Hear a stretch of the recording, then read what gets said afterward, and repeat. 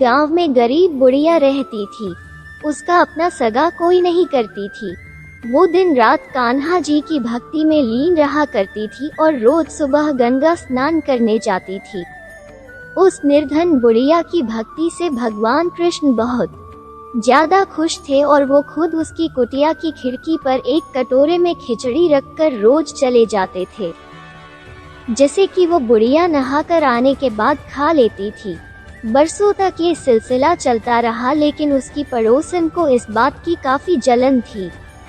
एक दिन जब बुढ़िया नहाने गई थी और कृष्ण जी उसके घर की खिड़की पर खिचड़ी रख कर गए, तो वो दुष्ट पड़ोसन ने वो खिचड़ी का कटोरा घर के पिछवाड़े फेंक दिया।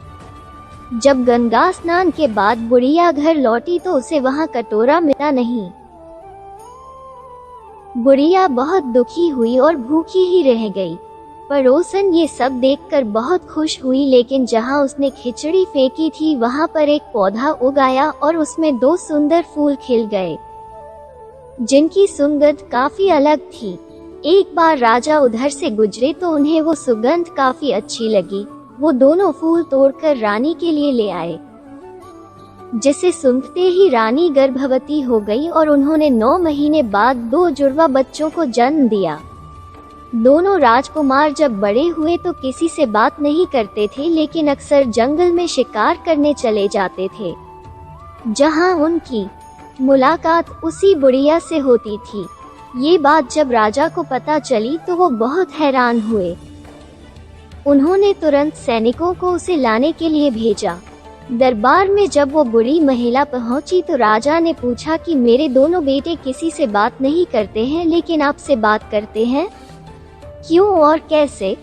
इस पर बुढ़िया ने कहा कि मुझे ये सब तो नहीं पता, लेकिन हाँ, मैं तो अपना खिचड़ी वाला कटोरा खोज रही थी। तब एक दिन ये दोनों मुझे मिले और कहने लगे कि मैं आपका कटोरा हूँ और मैं ही आपकी खिचड़ी हूँ, और तब से ये मुझसे मिलने आने लगे।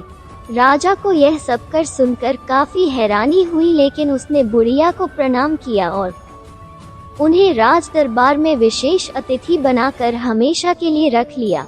ये बात देखकर दोनों राजकुमार काफी प्रसन्न हुए। उन्होंने तुरंत राजा को प्रणाम किया और दोनों ने बोलना प्रारंभ कर दिया। संयोग से ये सब कार्तिक माह में हुआ था। तब से ही कार्तिक मास में पवित्र नदियों में स्नान करने और घरों में इस दिन खिचड़ी बनाने का रिवाज बन गया। किसी गांव में एक साहूकार था और उसका एक बेटा व बहू भी थे। बहू कार्तिक माह में रोज सवेरे उठकर गंगा स्नान के लिए जाती थी। सुबह जल्दी जाते समय वो किसी भी पराये पुरुष का मुंह नहीं देखती थी। एक राजा का बेटा भी सुबह सवेरे गंगा स्नान के लिए जाता था। वो हैरान होता कि मैं इतनी जल्दी उठता हूँ स्नान के लिए, लेकिन कोई है जो मुझसे भी जल्दी उठकर नहा लेता है। कार्तिक माह के 5 दिन बचे थे कि एक दिन साहूकार की बहू तो स्नान करके वापस जा रही थी और उस समय राजा का बेटा स्नान के लिए आ रहा था।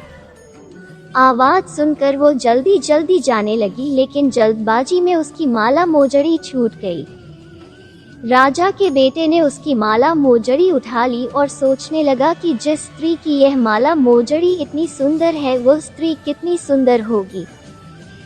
उसने पूरे गांव में मुनादी करवा दी कि जिसकी तह माला मोजड़ी है वो 5 रात मेरे पास आएगी।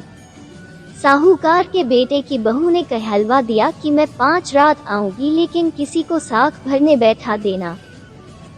राजा के बेटे ने एक तोते को पिंजरे में बंद कर गंगा किनारे पेड़ पर टांग दिया। बहू सुबह के समय आई, पहली पैड़ी पर पैर रखा और बोली, हे कार्तिक के ठाकुर राय दामोदर, 5 पांडु छठे नारायण भीखम राजा, उस पापी को नींद आ जाए। राजा के बेटे को नींद आ गई। बहू नहा धोकर चलने लगी तो तोते से बोली, सुवा सुवा, तेरे गल डालूंगी हीरा, मेरी साख भरियो वीरा। सुवा बोला कि कोई वीर भी साख भरता है क्या? वो फिर बोली, सुवा सुवा, सुबह तेरे पग घालूंगी नेवर, साख भरियो मेरे देवर। सुवा ने कहा, ठीक है भाभी, मैं तेरी साख रखूंगा। वो तो कहकर चली गई। राजा का बेटा हड़बड़ा कर उठा और सुबह से पूछा, सुबह सुबह वह आई थी, कैसी थी? सुबह बोला, आभा किसी बिजली, होली किसी झल, केला किसी कामिनी, गुलाब का सा रंग। अगले दिन राजा के बेटे ने सोचा कि आज मैं अपनी अंगुली में चीरा लगाऊंगा, इससे मुझे नींद नहीं आएगी।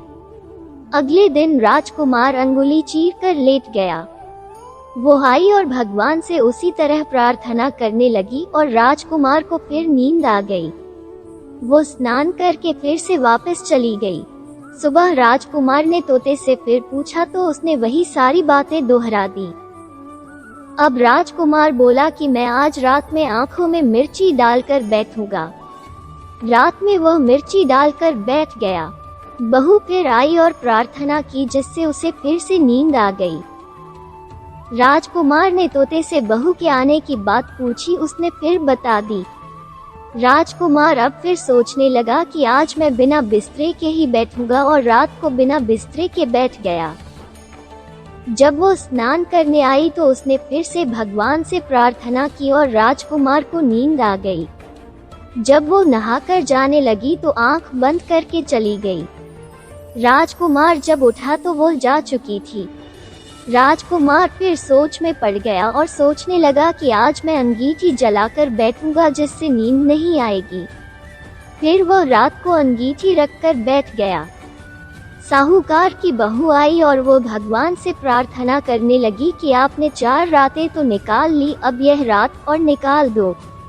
भगवान ने उसकी बात रख ली और राजकुमार को नींद आ गई। जब वो नहाकर जाने लगी तो तोते से बोली कि इस पापी को कह देना कि 5 रातें पूरी हो चुकी हैं। वो मेरे मोतियों की माला मेरे घर भिजवा दे। सुबह राजकुमार की आंख खुली तो उसने तोते से पूछा कि क्या वो आई थी, तो तोते ने कहा, हाँ वो आई थी और उसने अपनी माला मंगवाई है। यह सुन राजकुमार सोचने लगा कि वह तो सच्ची थी, तभी तो भगवान ने भी उसका सत रखा।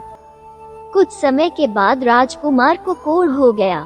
राजा ने ब्राह्मण को बुलाकर पूछा कि मेरे बेटे का शरीर क्यों जल रहा है। ब्राह्मण ने विस्तार से सारी बात राजा को बताई कि इसने क्या किया था। ब्राह्मण ने कहा कि इसने पतिव्रता स्त्री पर बुरी नजर डाली, इसलिए यह इस रोग से पीड़ित हुआ है।